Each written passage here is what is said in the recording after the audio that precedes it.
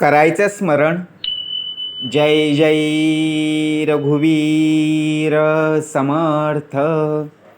श्री समर्थ कृपेने एक उत्तमाचं श्रवण आपल्याला प्राप्त करून दिलेलं आहे. त्या श्रवणाच्या माध्यमातून उत्तमाचं सामर्थ्यसुद्धा आपल्याला पुरवलं. 8 विषय वासना: काम, क्रोध, लोभ, मद, मत्सर, दंभ, संशय आणि चिंता. समर्थाने उत्तमाचं राग, क्रोध, मत्सर यावर उत्तमतेचं आपल्याला श्रवण दिलेलं आहे. आपल्या अंतरी राग, समर्थ म्हणाले, जे रागामध्ये सोडून जातात ते परत येतात, पण हसून सोडून जाणारे कधीही परत येत नाही. जेव्हा तुमची वेळ खराब असते, लोक तुमच्या व्यक्तिमत्वावर सुद्धा शंका घेतात. जे लोक कोणत्याही खऱ्या व्यक्तीचं मन तोडून दुसऱ्याकडे आनंद शोधण्यासाठी जातात, तेव्हा ते नेहमी धोका खातात. वेळ असा तराजू आहे जो वाईट वेळेमध्ये आपल्याच लोकांचं वजन सांगतो. म्हणून समर्थ म्हणाले, साथ देणारा माणूस कधीही परिस्थिती पाहत नाही आणि परिस्थिती पाहणारा माणूस कधीही साथ देत नाही. चुकीच्या माणसांची सवय लागली तर नक्कीच आयुष्य बर्बाद होतं. कधी कधी चुकीच्या माणसांमुळे आपल्याला पूर्ण संपूर्णपणे जगाचा राग यायला लागतो. जर सिंहाबरोबर राहिलात तर तो तुम्हाला आयुष्यामध्ये संघर्ष करायला शिकवेल, आणि गाढवाबरोबर जर राहिलात तर तुम्हाला परिस्थितीसमोर वाकायला शिकवेल. जे बदलले त्यांना तुमच्या आयुष्यातून काढून टाका. वाईट वेळेमधून जात असाल तर घाबरू नका. फक्त हा विश्वास ठेवा की तुम्ही निखरत आहात.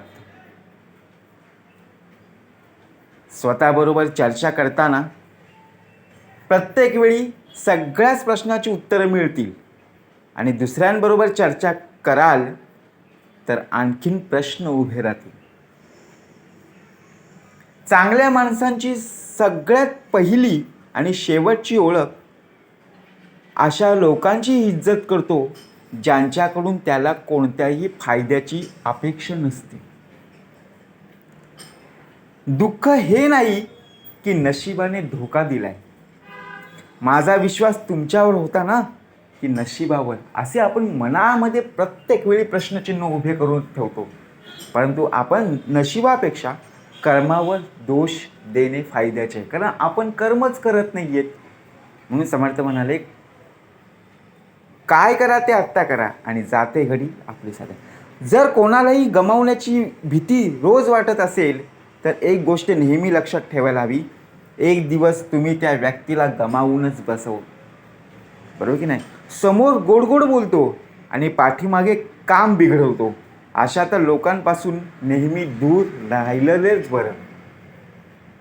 त्रास एकटेपणाचा नाही तर मनामध्ये असलेल्याचा गोंधळ होतो. जर आयुष्यामध्ये आनंदी राहायचं असेल तर तुम्ही तुमची संपूर्णपणे सेल्फ आदर, तुमच्या भावना यापेक्षा जास्त मजबूतपणा, कठोरपणा आपल्यामध्ये असला पाहिजे. उलट उत्तर देणे नक्कीच वाईट गोष्ट आहे, पण जर ऐकत राहिले तर लोक बोलण्याची हद्द विसरून जातात. कोणीही तुमच्यावर एवढं प्रेम करत नाही जेवढा तुम्ही विचार करता. जेव्हा कोणत्याही व्यक्तीला त्याच्या आपल्या लोकांकडून धोका मिळतो, तेव्हा तो कोणत्याही व्यक्तीवर भरोसा करण्यापूर्वी 1000 वेळा विचार करतो. नात्यांना फक्त वेळेची नाही तर समजूतदारपणाची सुद्धा गरज असते. जो माणूस तुमचा वापर करून घेण्यासाठी तुमच्यावर प्रेम करतो, त्यात सगळ्यात महत्त्वाची जी मोठी ओळख हीच असते की त्याला तुमच्यात नाराज असल्याने काहीही फरक पडत नाही. जिथे तुमच्या बघा, आपण जेव्हा एखाद्या व्यक्तीकडे पाहत असतो तेव्हा ती व्यक्ती कशी आहे त्यामुळे काही फरक पडत नाही. तिथे तुमचं असणं किंवा नसणं शेवटी दुश्मनीच बनून जाते. तुम्ही जर ऐकत असेल की फर्स्ट इम्प्रेशन लास्ट इम्प्रेशन, पण फर्स्ट इम्प्रेशनला कोणत्याही व्यक्तीबरोबर वेळ घालून बदलता येऊ शकते. तुम्ही कितीही चांगले असले, तुम्ही कितीही चांगले केलं तरी एक गोष्ट नेहमी लक्षात ठेवा, तुम्हाला जो चुकीचा समजत आहे तो मरेपर्यंत तुम्हाला चुकीचं ठरवणार आहे. कारण कोणाच्याही नजरेचा इलाज होऊ शकतो पण दृष्टिकोनाचा होऊ शकत नाही. चूक झाल्यानंतर साथ सोडणारे लोक खूप मिळतात, पण चूक झाल्यानंतर समजावून सांगून साथ निभावणारे खूप कमी मिळतात. जेव्हा नशीब आणि परिस्थिती दोन्हीही खराब असेल तेव्हा खूप काही ऐकावं लागतं आणि शेवटी खूप सहन करावं लागतं. जेव्हा पैसा येतो तेव्हा इज्जतसुद्धा येते, पण लक्षात ठेवलं पाहिजे ती इज्जत पैशांची असते, तुमची नाही. अडचणी आपली कमजोरी आहे हे आपण सिद्ध करत नाही, तर आपल्याला हे शिकवतं की आपल्याला आणखी खूप प्रयत्न करण्याची गरज आहे. आपलेपणासाठी कोणालाही आपलं बनवणं गरजेचं नाही. ज्याच्याकडूनही आपलेपणा मिळेल तो आपला आहे. वेळ आणि परिस्थिती कधीही बदलू शकते, त्यामुळे कधीही कोणाचा अपमान करू नका आणि कुणालाही कमजोर समजू नका. तुम्ही शक्तिशाली असू शकता, पण वेळ सगळ्यात जास्त महत्त्वाचा आहे. कारण वेळ एकदा निघून गेला तर पुन्हा येणे नाही आहे. पैसा आज आहे तर उद्या कमावू शकतो, सगळं काही मिळतं जगामध्ये, सगळ्या गोष्टी मिळतील, पण आई वडील मिळत नाही.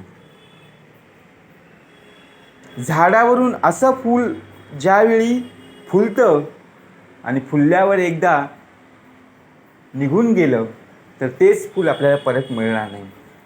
जो माणूस स्वतःसाठी जगतो एक दिवस तो मृत्यू नक्कीच पावतो, पण जो माणूस दुसऱ्यांसाठी जगतो तो नेहमी लक्षात राहतोच की नाही. म्हणून समर्थ म्हणाले, मरावे परी कीर्तिरूपे उरावे. आयुष्यभर एक गोष्ट लक्षात ठेवा, मैत्री आणि प्रार्थनेमध्ये फक्त आपली नियत स्वच्छ असली पाहिजे, मन एकाग्र असलं पाहिजे. एकाग्र करुणी या मन. मनामध्ये असणारे सगळ्यांनाच मिळतात, पण मनाला समजून घेणारे नशीबवाल्यांनाच मिळतं. प्रेमामध्ये बऱ्याच वेळा काही लोक त्यांनाही हरवतात, जे म्हणतात की मी फक्त तुमचं आहे. प्रेम आणि भरोसा असे दोन पक्षी आहेत, ज्यामध्ये एक उडाला तर दुसरा आपोआपच उडतो. जेव्हा कोणी तुमच्या बोलण्यावर विश्वास ठेवत नसेल तेव्हा शांत राहणं चांगलंच आहे. मनाला आवडणाऱ्या व्यक्तीबरोबर थोडा वेळ बोलणं पूर्ण दिवस, बघा ज्यावेळी आपण बोलत नाही आहे त्यावेळी संपूर्णपणे आनंदी दिवस निघून जातो की नाही. आयुष्यातील तेच खरं नातं आहे जे तुमच्या पाठीमागे सुद्धा तुम्हाला सन्मान देईल. गर्दीमधील प्रत्येक माणूस चांगला नसतो आणि चांगल्या लोकांची गर्दी होत नाही. म्हणून समर्थ म्हणाले, आपण ज्यावेळी कोणाची निंदा करत असतो, परंतु निंदेपेक्षा आपण आपला स्वार्थीपणा कधी बाहेर मुळीच करू नये. म्हणून अभिमान नसावा, गर्व नसावा आणि प्रत्यक्षपणे आपल्या अंगी 8 विषय जे आहेत त्यापासून आपला देह हा उत्तमाचा असला पाहिजे आणि त्याच्या चरणाशी असला पाहिजे. मी ठेवितो मस्तक ज्या ठिकाणी इथे तुझे श्री सद्गुरु पाय दोनी. जय जय रघुवीर समर्थ.